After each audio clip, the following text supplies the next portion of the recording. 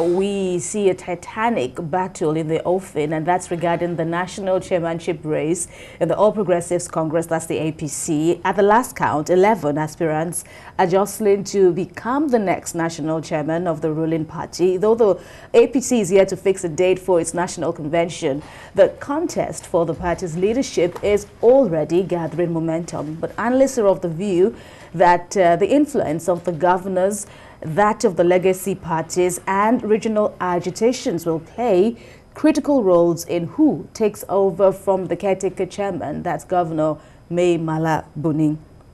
Well, Yomi, where do you stand as an observer in this race? It's picking up. You were asking a while ago before the show started that, what stands out from the 11 names we see is that most, if not all of them, are from a particular zone in the country. Yeah. But from that, what are the things you pick up straight away from this battle? I think unofficially, the chairmanship has been zoned to the north, but it's unofficial because now most of the aspirants to the chairmanship are from the north. But as a party, they faced quite a number of crises over the last, since the 2019 election. And everyone is going to be looking at this, whoever is going to be the chairman, to bring everyone together. So whoever is going to emerge as the chairman would have those kinds of leadership skills.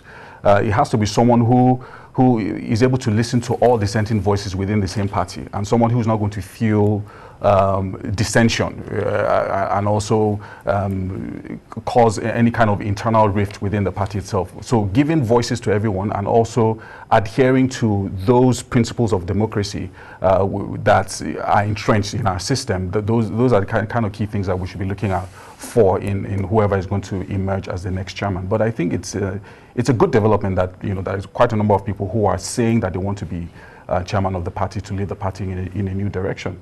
Oh, okay, let me pick it up from, how Yomi started.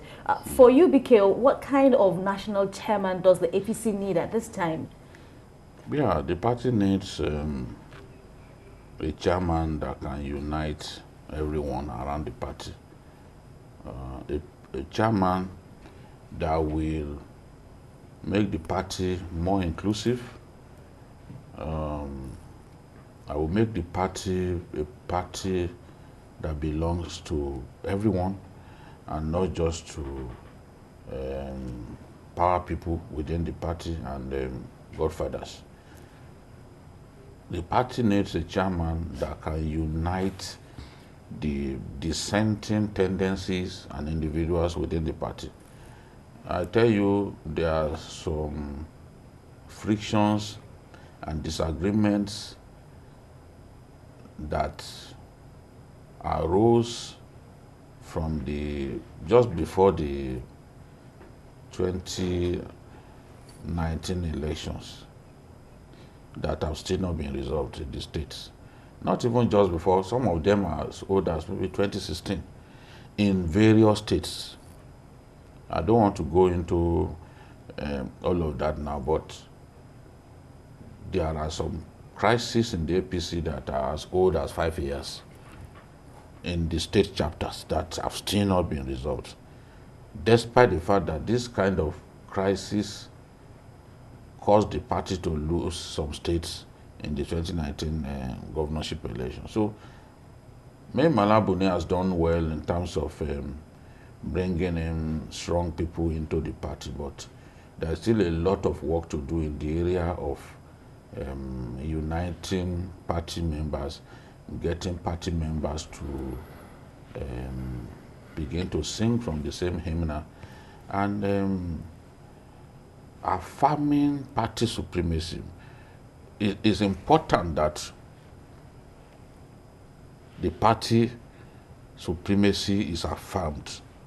What we sometimes see is a situation in which the party says one thing and some powerful people within the party will do something different. They believe that they must always have their way. A party in which individuals who are strong in the states insist that they must always have their way is a party that is doomed. So while party supremacy cannot be compromised, individuals, we must find ways to unite the dissenting groups within the party so that the party can be in a position of strength to win future elections. I think that problem is something that the incoming chairman must take seriously, because I know places where those disagreements continue. I mean, and if they go into any contest with such disagreement that cost the party some states, a lot of those disagreements have still not been resolved as we speak. There are a lot of those disagreements are still unresolved. So, which means that if things continue that way, then even the next election is the chances of the party doing well in the next election are imperiled.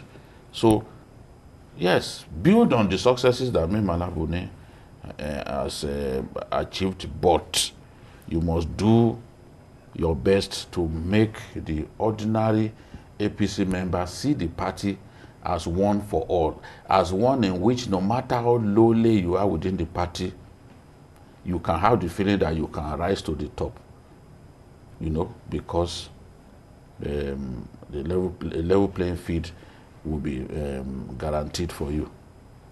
Well, Yomi, well, there are at least 3 factors on record that, you know, observers, stakeholders say would, you know, come to play and is already looming, talking about the role of the legacy parties. Some of them are speaking out now that it's their turn for them to, you know, produce the next national chairman. There's also the formidable, you know, governors forum. I wanted to use a particular word, yeah, but yes, I can go with governors forum. And, you know, not forgetting, you know, the regional agitations, you know, playing out here.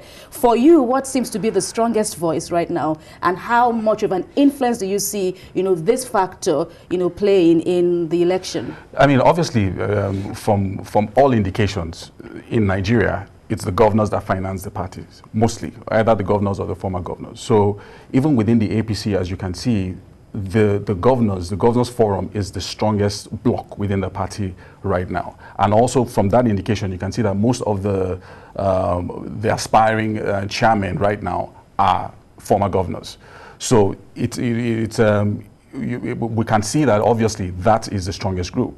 But that does not mean that there can't be democracy within the party. From all indications, from all around the world, when you see a party that is very successful, there are quite a number of things that you can see that ensures that the party continues to make the kind of progress that it sees. First is ensuring that there's fairness and justice across board.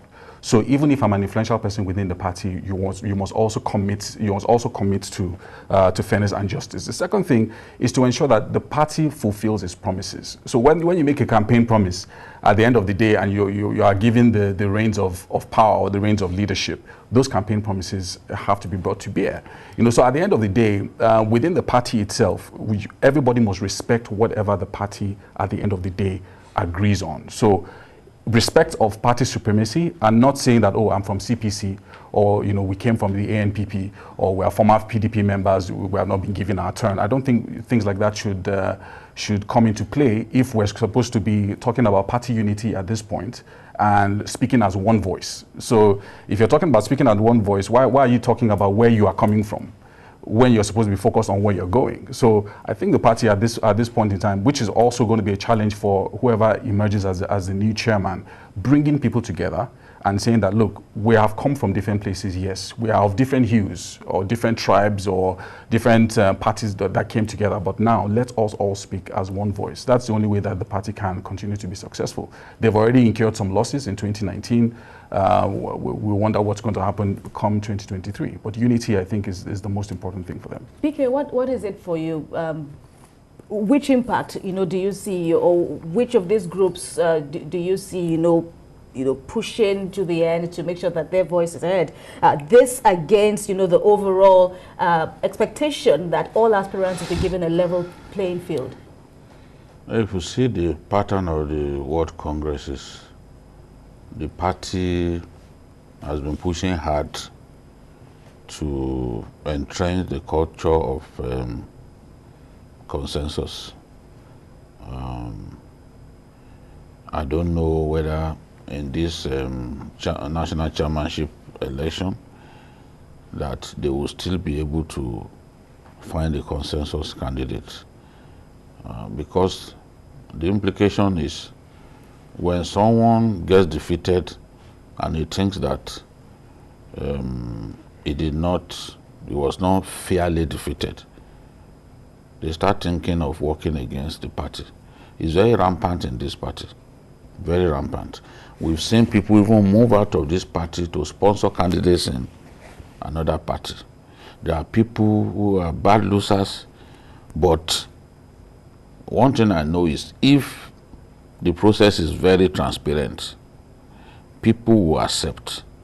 The idea of simply forcing candidates on everyone is something that has to be discouraged if the party wants to be seen as a party that is meant for everyone. So, looking at the people who are contesting, 5 former governors out of the 11, is going to be tough.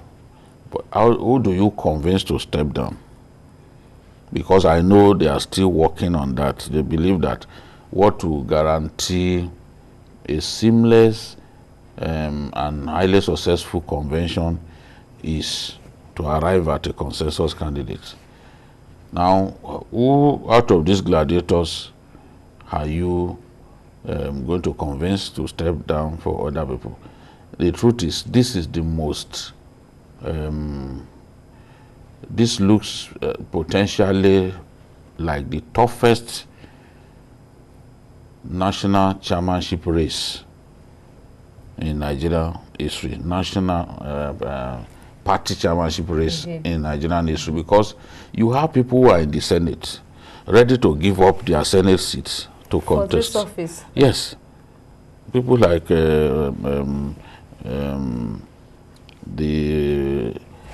Mohammed Sani from Niger State, even Danjuma Goje is interested. You have a minister interested as well. That's former governor of Benue State.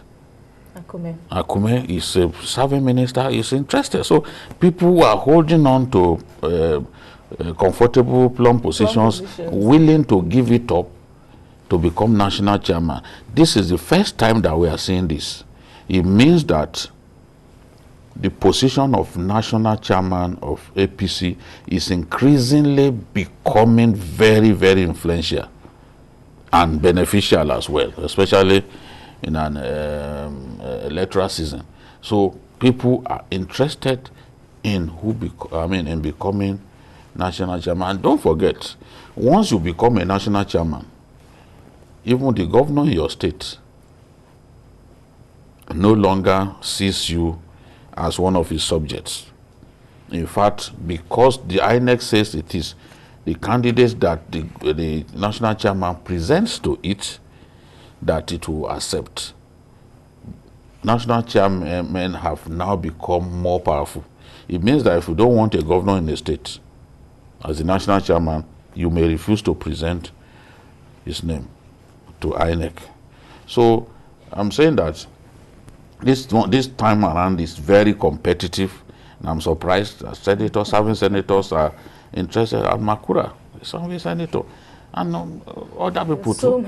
It means so many names. But I know that they are working and towards. All of them are saying they have all it takes. Yes, they have all it takes. Even without them saying, right. So we know some of them. We know that they've got what it takes. Some have been governors for 8 years, senators for up to 8 years. I mean, you can't say that they don't have experience, that they can't run a party. I mean, Mai Mala Buni was secretary of APC, and today Mai Mala Buni is the caretaker chairman of APC. So if Mai Mala Buni was a secretary, and he became governor, and is now running the party, then people who had been governor for 8 years, who had been in Senate, who also fancy their chances of doing a good job.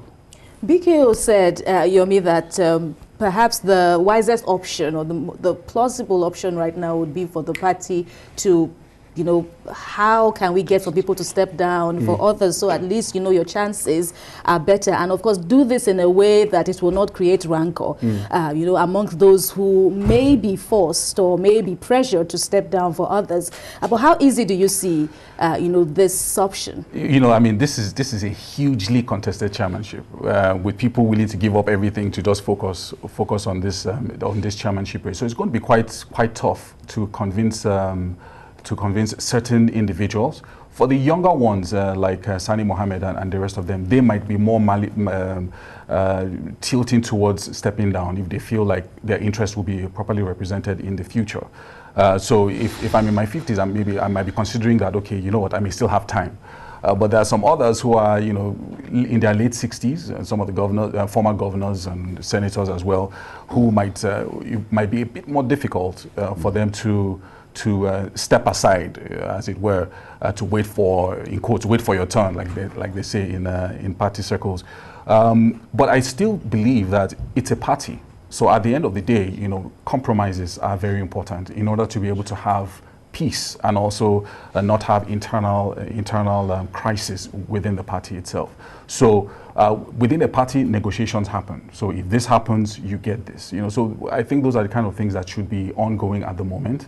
And within the caretaker committee itself, you know, possibly they might have maybe a number of top candidates that they might want to also speak with and have a decision to see whether a consensus can happen. But it's going to be a very difficult situation.